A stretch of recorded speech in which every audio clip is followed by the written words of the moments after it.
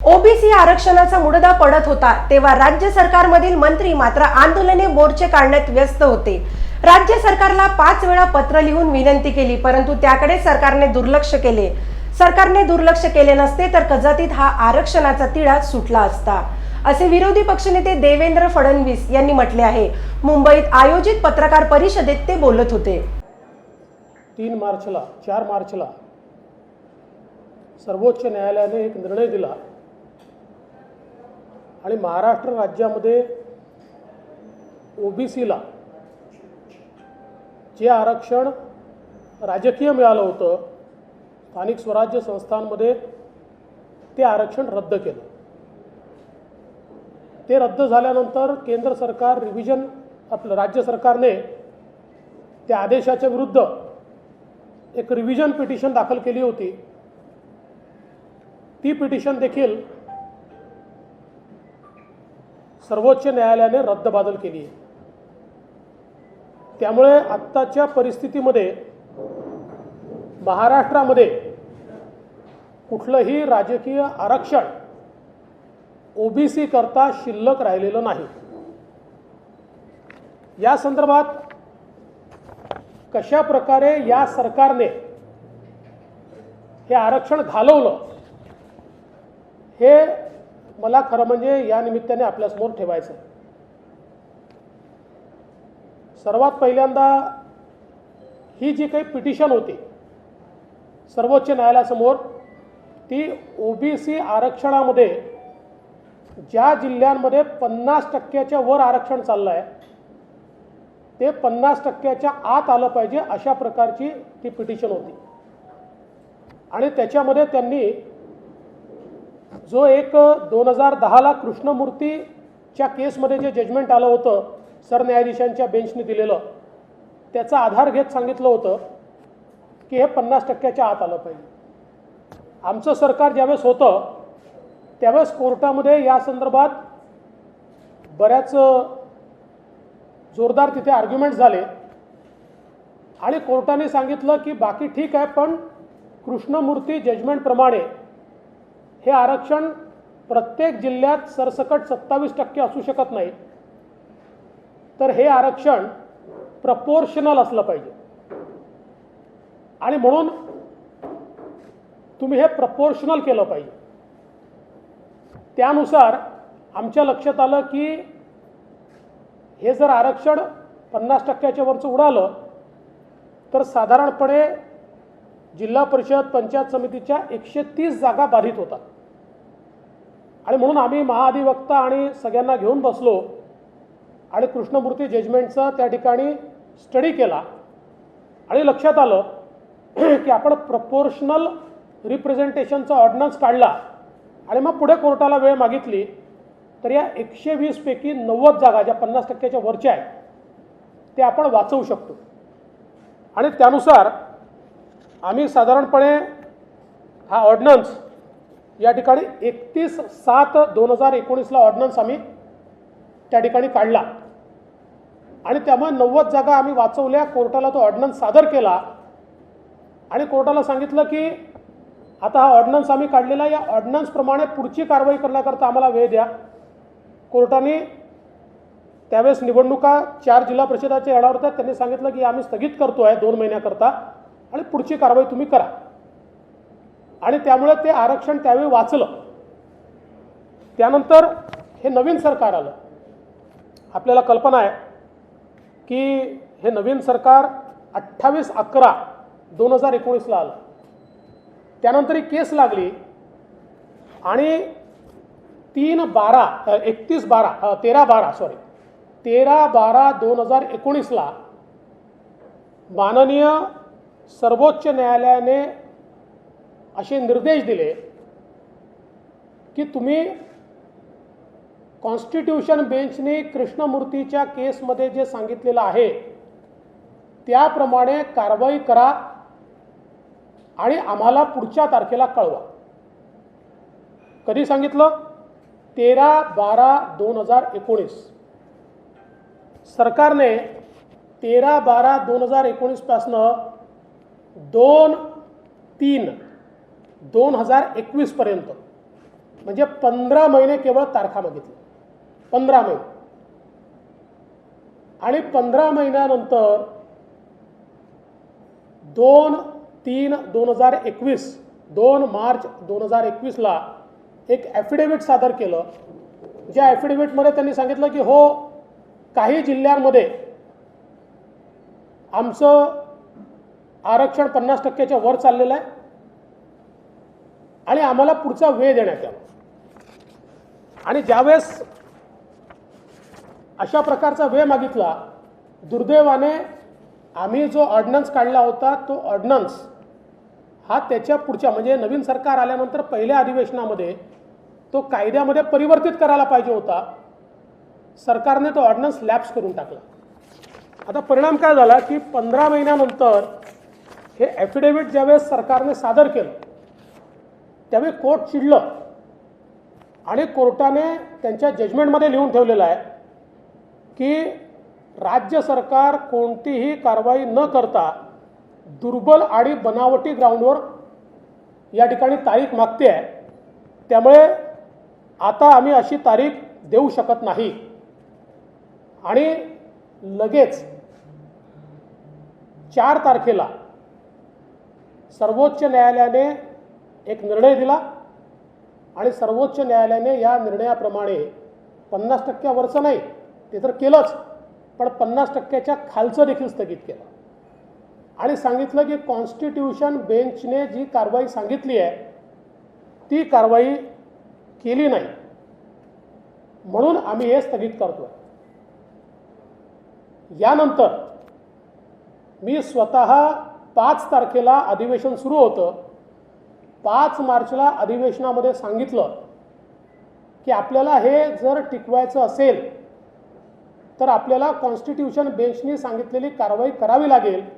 आणि ती कारवाई म्हणजे काय, तर राज्य मागासवर्ग आयोग गठीत करावा लागेल, त्याला एम्पिरिकल डाटा कलेक्ट करायला सांगावा लागेल आणि त्याच्या आधारावर आपलं आरक्षण जस्टिफाय करावं लागेल, तरच आता हे यापुढे टिकू शकतं. लगेच सभागृहामध्ये ठरलं की माननीय मुख्यमंत्र्यांकडे बैठक होईल. माननीय मुख्यमंत्र्यांकडे बैठक झाली आणि त्या बैठकीमध्ये हे स्पष्टपणे मी मांडलं की आपल्याला आता याच्यामध्ये कृष्णमूर्ती जजमेंटप्रमाणे पुढची कारवाई करावी लागेल. एकतर आम्ही जो प्रपोर्शनलचा काढला होता तोचा कायदा करावा लागेल, पण आता नुसता कायदा करून होणार नाही, कारण हे जजमेंट आलं आहे. याच्यासोबत राज्य मागासवर्ग आयोग गठीत करावा लागेल, त्यांना एम्पिरिकल डाटा तयार करायला लावावा लागेल, त्याच्या आधारावर आपल्याला पुन्हा एकदा आरक्षणाचा कायदा किंवा त्या संदर्भातलं अमेंडमेंट करावं लागेल. मी ज्यावेळेस हे मांडलं त्यावेळेस राज्याचे महाअधिवक्ता त्या ठिकाणी होते, त्यांनी त्याला दुजोरा दिला. विधी सचिव होते, त्यांनी दुजोरा दिला. त्या ठिकाणी आमच्या काळातले जे ग्रामविकास सचिव होते ज्यांनी तो ऑर्डिनन्स काढला होता ते होते, त्यांनी त्याला दुजोरा दिला आणि तिथे ठरलं की याप्रमाणे आपण कारवाई करू. परंतु त्यानंतर जे निवेदन सरकारने केलं ते वेगळ्याच प्रकारचं केलं. त्यात कुठेही राज्य मागासवर्ग आयोग गठीत करणार वगैरे किंवा कधीपर्यंत करणार हे काहीच सरकारने सांगितलं नाही. आणि ते न करता सरकार रिव्हिजनमध्ये गेली आणि मार्चपासनं तर जूनपर्यंत हा सगळा वेळ सरकारने घालवला. राज्य मागासवर्ग आयोग तयार केला नाही. या दरम्यान 5 पत्र मी सरकारला पाठवले की आपल्याला कृष्णमूर्तीच्या जजमेंटप्रमाणे केल्याशिवाय ओबीसीचं आरक्षण आपण वाचवू शकत नाही. पण एकाही पत्रावर कुठलीही कारवाई झाली नाही आणि फायनली ते जजमेंट आलं. आता आपण पुन्हा शून्यावर आलो. आत्तापर्यंत जर आपण राज्य मागासवर्ग आयोग तयार केला असता तर एम्पिरिकल डाटा जमा करण्याचं काम सुरू होऊ शकलं असतं आणि आपल्याला कदाचित पुढच्या 1-2 महिन्यामध्ये हे आरक्षण पुनर्स्थापित करता आलं असतं. परंतु दुर्दैवाने आमचे मंत्री या 15 महिन्याच्या काळामध्ये मोर्चे काढण्यामध्ये मग्न होते. एकीकडे ओबीसी आरक्षणाचा मुर्दा पडत होता आणि मंत्री मोर्चे काढत होते. अशा प्रकारची अवस्था आपल्याला पाहायला मिळाली. त्यांनी मोर्चे काढण्याच्या ऐवजी जर या केसेसमध्ये लक्ष घातलं असतं आणि त्या ठिकाणी अपेक्षा काय होती कोर्टाची? एवढीच अपेक्षा होती, 13/12/2019च्या निर्णयाप्रमाणे केवळ राज्य मागासवर्ग आयोग आपण गठीत करून कोर्टाला सांगितलं असतं की आपण जे सांगितलं आहे स्ट्रिक्टली अकॉर्डिंग टू जे कृष्णमूर्ती, त्या प्रकारे आम्ही आता के कृष्णमूर्ती त्या प्रकारे आम्ही कारवाई सुरू केली आहे, तरीही कोर्टाने हा आदेश दिला नसता. 8 वेळा आपण तारखा याच्यामध्ये घेतलेल्या आहेत. आता याच्यात एक अजून गोष्ट मला सांगायची आहे. सातत्याने हे सांगितलं जातं की ओबीसीची जनगणना करावी लागेल, जनगणना केली पाहिजे, त्याला आमचं समर्थन आहे. पण या आरक्षणाकरता जनगणनेची आवश्यकता नाही. याचं कारण तुम्ही जर कृष्णमूर्ती जजमेंटचा पॅरा 48 आणि त्यातलं कन्क्ल्युजन 3, पॅरा 48 कन्क्ल्युजन 3 बघितलं, त्यात त्यांनी सेन्सस नाही म्हटलं, त्यात त्यांनी एम्पेरिकल डाटा म्हटलं. कंटेम्पररी एम्पेरिकल डाटा याचा अर्थ असा आहे की कुठलाही डाटा जो रिसर्च करून काढला. एक उदाहरण द्यायचं झालं तर मराठा आरक्षणाच्या वेळी आपण सेन्सस नाही केलेला, आपण एम्पेरिकल डाटा राज्य मागासवर्ग आयोगाकडनं तयार केला. आणि मराठा आरक्षणाचं जजमेंट जर तुम्ही बघितलं तर त्या जजमेंटमध्ये स्पष्टपणे त्यांनी म्हटलं आहे की आम्ही हा जो डेटा आमच्यासमोर सादर झाला आहे हा क्वेश्चन करत नाही सर्वोच्च न्यायालयाने. त्याच्या निष्कर्षावर त्यांनी सांगितलं आहे, पण डेटा त्यांनी कुठेही क्वेश्चन केला नाही, कारण एम्पेरिकल डाटा करावा लागतो, जसा आपण मराठा आरक्षणाच्या वेळेस केला. त्यामुळे हे जे सांगितलं जात आहे की आता ओबीसीची जनगणना केल्याशिवाय आरक्षण मिळत नाही, हेही खोटं बोललं जात आहे, चुकीचं सांगितलं जात आहे. आणि हे त्या दिवशी देखील मी स्वतः मुख्यमंत्र्यांच्या बैठकीत सांगितलं की एम्पेरिकल डाटा तयार करायचा आहे. जनगणना मोठी आहे, ती इतर कारणाकरता करू, पण याच्याकरता एम्पेरिकल डाटा आहे. आणि त्याही वेळेस राज्याचे महाअधिवक्ता साहेबांनी म्हटलं होतं हे बरोबर आहे, एम्पेरिकल डाटा तयार करायचा आहे, जनगणनेची पूर्ण आवश्यकता नाही आहे. आणि म्हणून एकूणच जर आपण बघितलं तर या सगळ्या ओबीसीच्या आरक्षणाच्या याच्यामध्ये मी खरं म्हणजे मला याच्यात राजकारण करायचं नव्हतं, पण काही लोक काही झालं की मागच्या सरकारवर टाकतात. तेव्हा आमच्या सरकारच्या काळामध्ये ऑर्डिनन्स काढून कोर्टाने तो ॲक्सेप्ट केला आणि या सरकारला 13/12/2019ला जो आदेश दिला तो 15 महिने न पाळल्यामुळे या सरकारने, आणि करायचं काय होतं, फक्त राज्य मागासवर्ग आयोग गठीत करून एम्पेरिकल डाटा आम्ही कोलेक्ट करतोय किंवा कलेक्ट करतोय एवढं जरी सांगितलं असतं तरी कोर्टाने आदेश दिला नसता. तर मला जाणीवपूर्वक याच्यामध्ये या आदेशातले काही पार्ट वाचून दाखवायचे आहेत, ज्याच्यामध्ये आपण बघा 13/12/2019ला माननीय सर्वोच्च न्यायालयाने काय म्हटलं आहे. त्यांनी असं म्हटलं आहे, if no justification can be offered the state government shall take corrective measures to ensure that the dictum of the Constitution Bench of Supreme Court is complied with in its letter and spirit before next date of hearing and report compliance in that regard. म्हणजे काय म्हटलं तर कृष्णमूर्तीच्या जजमेंटमध्ये जी process सांगितली आहे ती पूर्ण करून आम्हाला पुढच्या डेटला सांगा. म्हणजे ते काय कोर्टाला समजत नाही का की लगेच ही काही होऊ शकत नाही. त्याचा अर्थच एवढा आहे की कृष्णमूर्तींच्या जजमेंटमध्ये जो मी पॅरेग्राफ सांगितला 48 त्याच्या कन्क्ल्युजन 3 मध्ये सांगितल्याप्रमाणे एम्पेरिकल डाटा तयार करण्याकरता राज्य मागासवर्ग आयोगाचं गठन करणं एवढंच अपेक्षित या ठिकाणी आहे. पण हे आपण 15 महिने केलं नाही. आणि आपण जो काही 4-2 मी 2 म्हणालो ते 4-2ला ॲफिडेव्हिट सादर केला आहे आणि निर्णय 4-3चा आहे. त्याचे ॲफिडेव्हिट आपण सादर केला आहे, त्याच्यामध्ये आपण plainly considered that reservation exceeds 50%, म्हणजे आपण मान्य करून टाकलं की हो आमचं आहे 50%च्या वर, पण कुठलंही जस्टिफिकेशन खालचं वरचं काहीच दिलं नाही. आणि त्यानंतर 15 महिन्यानंतर सुप्रीम कोर्टाला यांनी ज्यावेळेस तारीख मागितली त्या सुप्रीम कोर्ट काय म्हणत आहे, we therefore fail to understand as to why the state government wants further hearing of the matter on such flimsy and specious ground to observe sobriety, we say no more. इतकं स्पष्टपणे आणि हे करून सर्वोच्च न्यायालयाने या ठिकाणी हे आरक्षण स्थगित केलेलं आहे. आता आमची मागणी एवढीच आहे, अजूनही वेळ गेलेली नाही आहे. किमान 50% आतलं जे आहे हे आरक्षण तर आपण तात्काळ रिस्टोर करू शकतो. त्या दृष्टीनं आता तरी विना विलंब राज्य सरकारने राज्य मागासवर्ग आयोग तयार करावा आणि डेटा, एम्पेरिकल डेटा हा कलेक्ट करण्याकरता सुरुवात करावी. आमच्या काळामध्ये आम्ही कोर्टाला हेही सांगितलं होतं की जो ACCCचा सर्वे आहे तो सर्वे आमच्याकडे आहे, पण तो बायफर्केटेड नाही आहे. म्हणजे राज्यांना तो सर्वे देताना तो बायफर्केट करून दिला नाही आणि तो जुन्याच केंद्रातल्या सरकारचा 2011 सालचा निर्णय आहे, पण त्याच्यावर आधारितही एम्पेरिकल डाटा तयार होऊ शकतो. त्याचं बायफर्केशन केलं तरी एम्पेरिकल डाटा तयार होतो. आपण ते 4 महिन्यात, 3 महिन्यात, 2 महिन्यात, जास्त स्टाफ लागला तर 2 महिन्यात आपण त्याचं बायफर्केशन करू शकतो. किंवा एम्पेरिकल डाटा तयार करण्याकरता आपण जर चांगल्या काही संस्था नेमल्या तर प्रत्येक जिल्ह्यातल्या शाळांमध्ये विद्यार्थी किती, त्यातले OBC किती, वेगवेगळ्या पद्धतीने हा सायंटिफिक डाटा तयार करायचा, ही जनगणना करायची नाही आहे.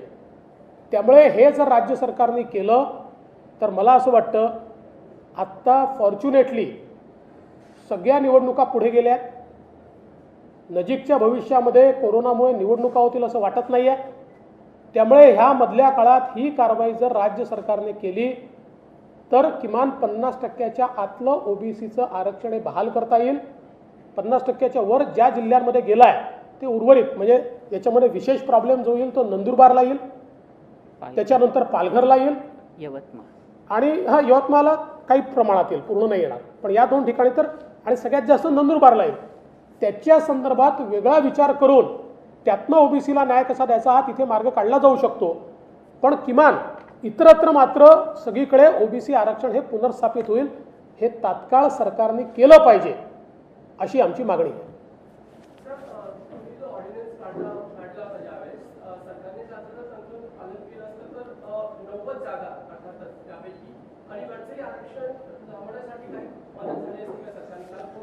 हे वरच्याच आरक्षणाकरता होतं, ते जर त्यावेळी खालचं आरक्षण तर वाचलंच होतं. वरच्या आरक्षणाचे जे 130 जागा चालल्या होत्या त्यातल्या 90 जागा वाचल्या असत्या.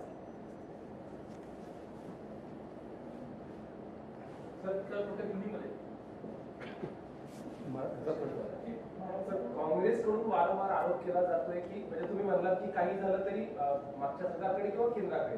राणा पाटलांची परवा प्रेस झाली होती, त्यांनी स्पष्टपणे सांगितलं की हे आरक्षण देखील म्हणजे मराठा आरक्षण असेल किंवा OBC आरक्षण हे फक्त फडणवीसांमुळे गेलं असते. मी पुराव्यासहित बोलतो. मी सर्वोच्च न्यायालयाचे जजमेंट्स आपल्याला वाचून दाखवले तारखेवार, आणि त्यात हे स्पष्टपणे दिसत आहे की आम्ही वाचवलं यांच्या काळात गेला. अरे तुमचं सरकार येऊन 15 महिने झाले, आता 18 महिने झाले ना, 15 16 महिन्यानंतर, आणि तुमच्या हा आदेश आमच्या सरकारला दिला नव्हता. 13-12चा आदेश हा तुमच्या सरकारला दिला होता, आणि त्यानंतर 15 महिने तुम्ही काहीच केलं नाही, म्हणून सर्वोच्च न्यायालयाने तो निर्णय दिला. असं आहे की खोटं बोलायचं म्हणजे या सरकारमधले काही नेते आणि मंत्री, जगामध्ये खोटं बोलण्याची कॉम्पिटिशन झाली तर पहिले 10 तर तेच येते. म्हणजे मराठा आरक्षणावर तेच, OBC आरक्षणावर तेच, आपला नाकर्तेपणा लपवण्याचं हे काम यांचं चाललेलं आहे. आणि म्हणूनच मी आज तेवढ्याच करता म्हणजे हे मोर्चे काढत होते त्यावेळी, आणि त्याच वेळी म्हणजे हे अध्यक्ष होते ना, का लॅप्स दिला ऑर्डिनन्स, का त्यावेळी एम्पिरिकल डाटा तयार करण्याकरता 15 महिने होते ना तुमच्याजवळ, का राज्य मागासवर्ग आयोग गठीत नाही केला. फक्त रोज उठायचं. आता परवा मी बघितलं, परवा वडेट्टीवारजी असं म्हणाले की आता मागासवर्ग आयोग तयार करावा लागेल, त्याशिवाय मिळू शकत नाही. अरे 15 महिन्यापासून हेच मी सांगतोय. 5 पत्र तुम्हाला याकरताच दिले मी की हे करावं लागेल. आता ज्यावेळेस तुम्ही जागे होताय, आताही नाही केला, अजूनही केला नाही आहे, आता तरी करा. तयार केला आणि सगळं जसं म्हणतात इम्पेरिकल डेटा कलेक्ट करायला किती कालावधी लागू शकतो? कारण तुम्ही पण तयारी त्या पद्धतीने करत होता तर सरकारला किती कालावधी लागू शकतो? बघा, माझं मत असं आहे की एम्पेरिकल डाटा तयार करण्याकरता आपण जास्त एजन्सीज लावल्या जास्त लवकर डेटा तयार होतो. कारण हा सॅम्पल सर्वे असतो, सॅम्पल साईज मोठा असतो आणि त्याच्यामध्ये कोर्टाचं म्हणणं काय असतं किंवा एम्पेरिकल डाटाच्या संदर्भात की तो सायंटिफिक असला पाहिजे. म्हणजे पद्धती जी आहे कलेक्शनची ती सायंटिफिक असली पाहिजे. जसं आपण मराठा आरक्षणाच्या वेळेस 5 एजन्सीज लावल्या होत्या, टाटा इन्स्टिट्यूटपासनं तर अगदी आपली पुण्याची कुठली त्या सगळ्या जे काही इन्स्टिट्यूट आहेत या सगळ्या लावल्या होत्या. त्यांनी डेटा तयार केला आणि तो डेटा सर्वोच्च न्यायालयाने मान्य केला आपला. त्यामुळे हे करणं कठीण नाही आहे आणि आता वेळ आहे ना आपल्याकडे.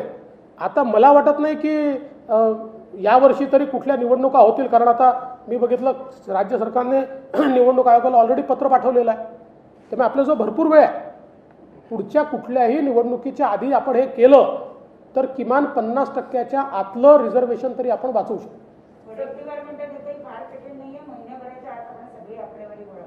नाही, चांगलं आहे. माझं म्हणणं काय आहे की महिन्याभरात का आम्हाला तर आनंद आहे, पण हे जर शहाणपण हे आधी सुचलं असतं किंवा 4 मार्चला निर्णय आल्यानंतर या मधल्या काळात ते सुचलं असतं तर महिना नाही तुम्हाला 3 महिने होते, होऊन गेलं असतं ना.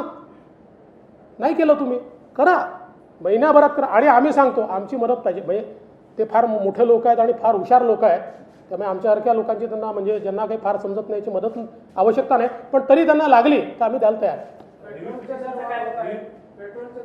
नाही, आता हा विषय घ्या पहिले, त्याच्यावर बोलतो. नाही नाही, आता पहिले हा विषय संपला असेल तर मग दुसरा विषय. हां,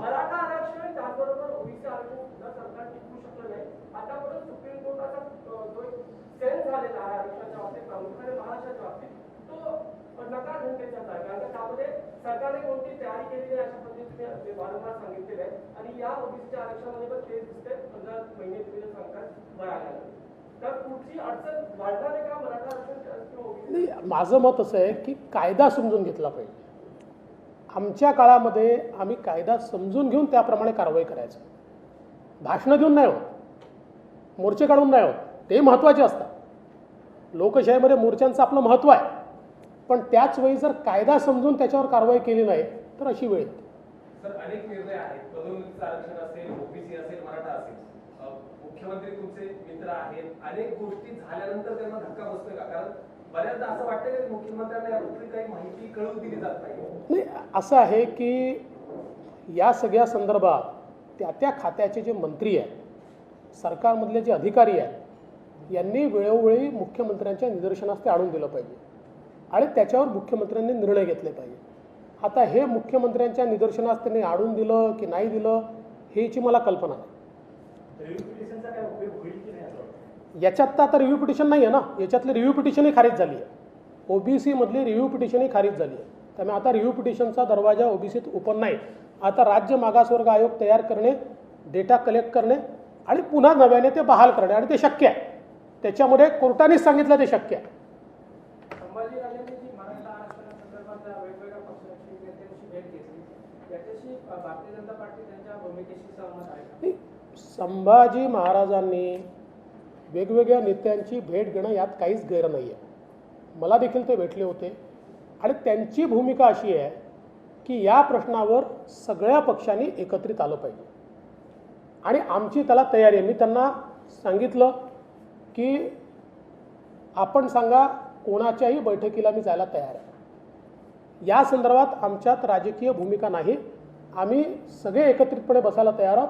फक्त मी त्यांना एक सूचना केली की समोरच्यांनाही सांगा की राजकारण करू नका.